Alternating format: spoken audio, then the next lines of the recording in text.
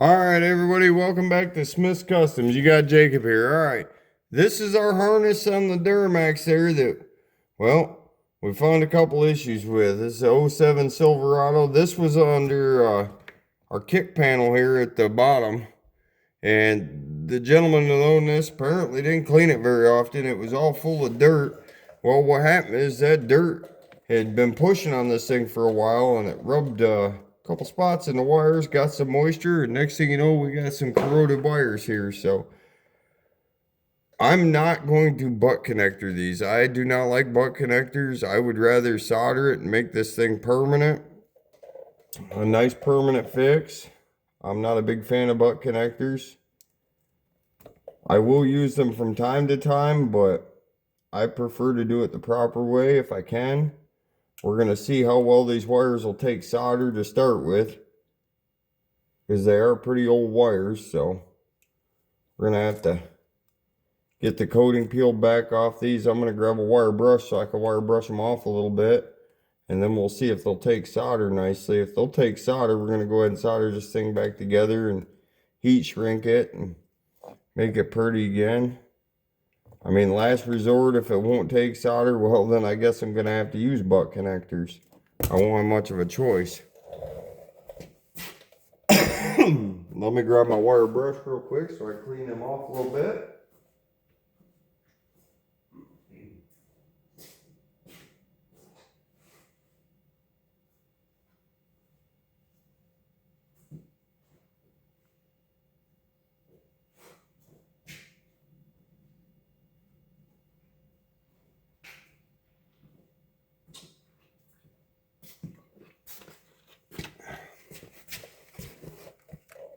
All right, so all I did is just grab my small wire brush here. We're just gonna brush these up a little bit, try to get any nasty stuff that's on the wires off. Because I honestly, I don't even know if these will hold solder. If it won't wick up the solder, then there's no point in trying to solder them. Now, if you've never done soldering before and you're going to attempt a repair like this, the one thing I will tell you, make sure the wire's clean.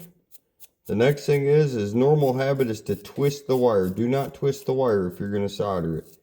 You want that space in the center, because that'll actually wick up the solder. If you twist it together, it makes it harder for that solder to wick into that wire. Raise this up just a little bit. All right. Let's see if our solder gun's hot enough. This one will take solder, then we'll do the rest of them. We're going to use this one as our judge here.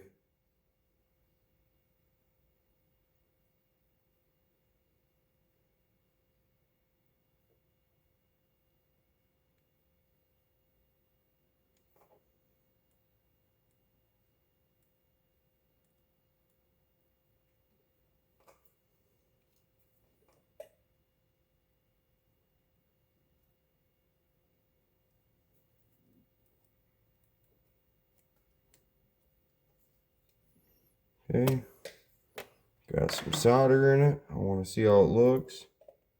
Yeah.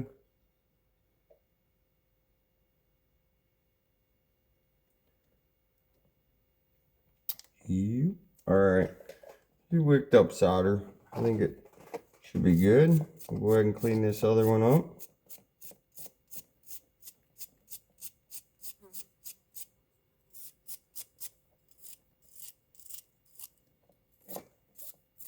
Now I always wick them up with solder and get the solder in them before I attempt to put them together. And I let them cool in between, and then I slide my shrink wrap over.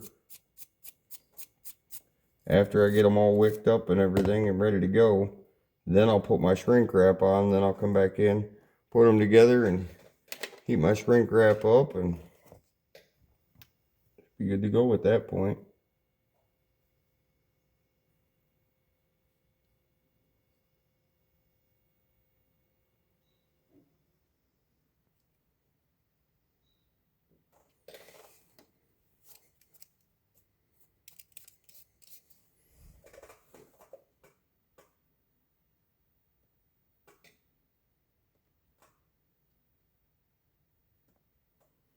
Okay, we got solder on that one. Now we're going to do the yellow wire. Same thing with the yellow wire. We're just going to wire brush it off really nice. The yellow wire wasn't near as bad. That blue wire was the worst one. That was the one I was the most concerned about. The yellow wire had a little bit of corrosion starting, a small hole. The blue wire, it actually corroded all the way through. I don't know if the yellow wire was still making contact, but it wasn't near as bad as the blue wire. So we're going to go ahead and wick that up. Oh, that took solder real nice. Yep, those are still really nice. Okay, we got those wicked up. Let that cool down a half a second. We're going to go ahead and slide some shrink tube on these things. Once we get shrink tube on them, then we'll put them together. Let's see what size we're going to use here. Well, that size fits nice. Okay, we're going to cut pretty decent size. I want it to overlap quite a bit on both sides, just to make sure everything's fully covered and sealed when I'm done. We'll start with this yellow one. Now, unfortunately, originally these were twisted together. I can't leave them twisted together, soldering it and shrink wrapping it. So, plus I got to undo it a little bit because I need some slack in them. Because obviously that green wire next to that yellow one's going to have a little bit of slack in it now.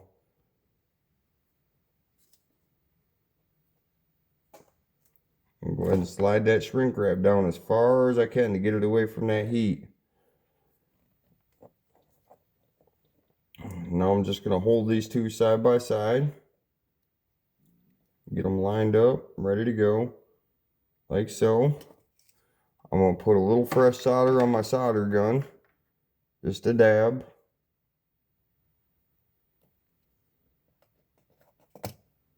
Then I'm going to come right in with my solder gun. And I'm going to stick those two wires together. Oops.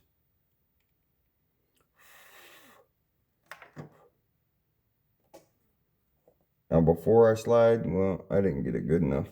I don't like the way that looks. Alright, we're going to redo that one again, because I don't like the way that looks.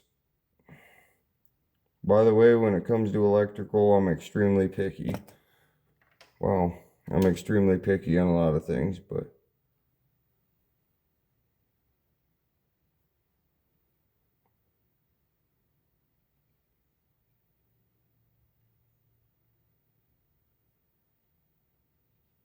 I want to make sure these things flow together really good.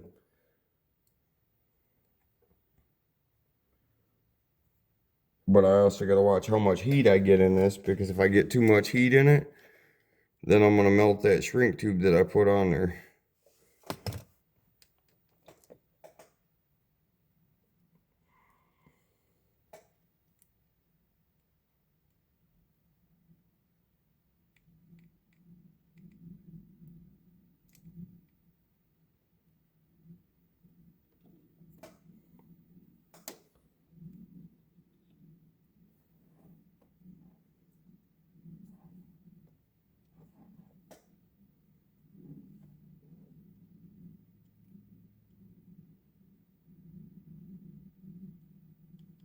There we go, got her that time. Sometimes it's hard. It'd be nice. They actually make clamps and stuff to hold these while you're doing this. I just don't have any currently. Okay, now we're going to take that shrink wrap, slide it right over everything. Bring it right over that wire.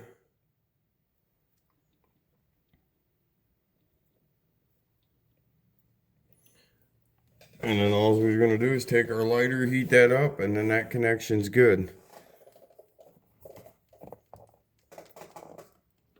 Heat that guy up. Make sure that shrink wrap pulls down nice and tight. Now we got a nice watertight seal and a nice permanent connection. Now we're going to go ahead and we're going to do this blue wire next.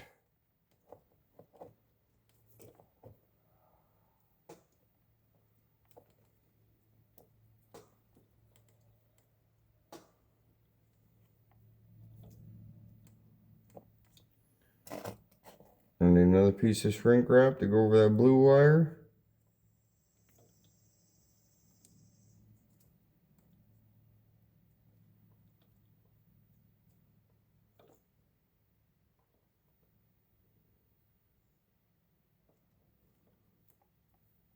And we're going to see how this one sticks, because I'm still not 100% sure about this one because of the way it wicked up the solder. We're going to try it, see what happens.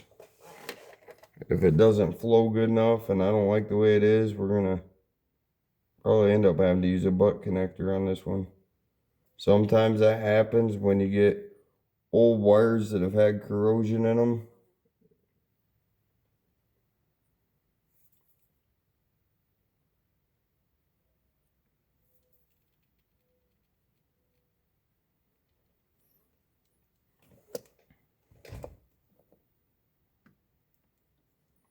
We're going to see what happens though.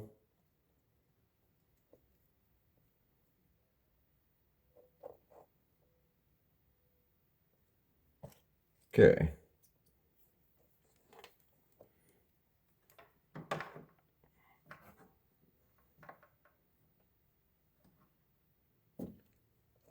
Get everything in place here.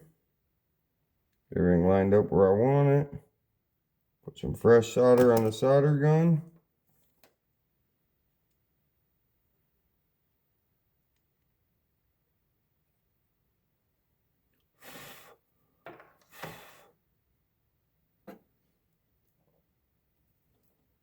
Actually, it wicked them really good. I'm happy with that. So then we're just gonna, now it's cooled down a little bit, we're gonna take this, we're gonna slide our shrink wrap right over top of that guy.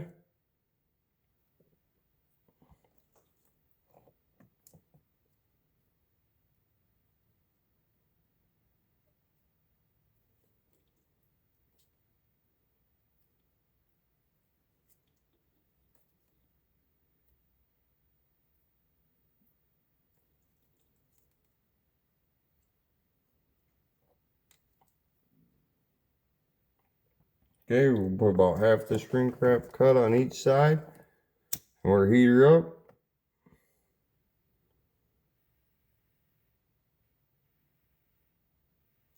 Now we got a nice permanent repair, waterproof, just really nice and sealed up.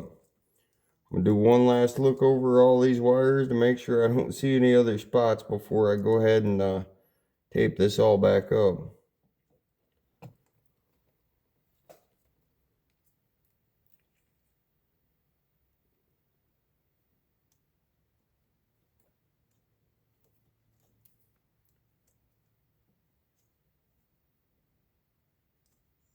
Well, I don't see any other spots. Let's go ahead. We'll throw some tape on this thing and that'll be it for this particular spot. I'm sure there's going to be lots more as we go along. I mean,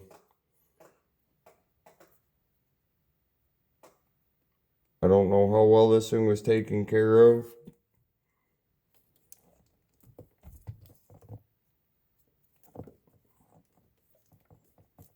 By the previous owners.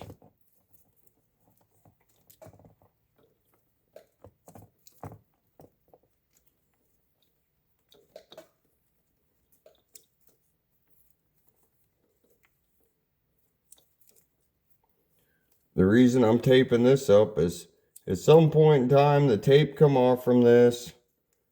It was bare wires down here laying in this metal channel. It got packed full of dirt and it actually rubbed the coating off these wires. That's the reason it had the issues it had. Now, if it had been cleaned out and taken care of and it didn't have all that dirt packed in there, it might have never had this issue.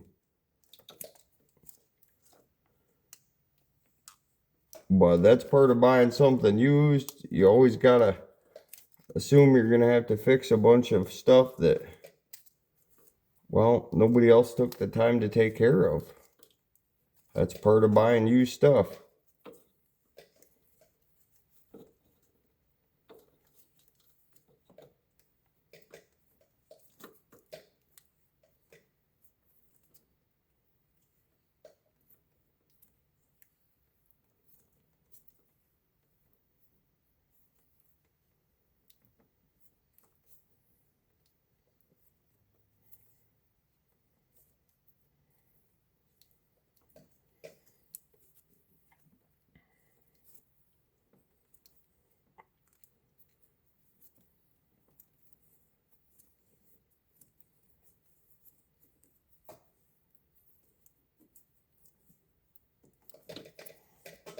All right.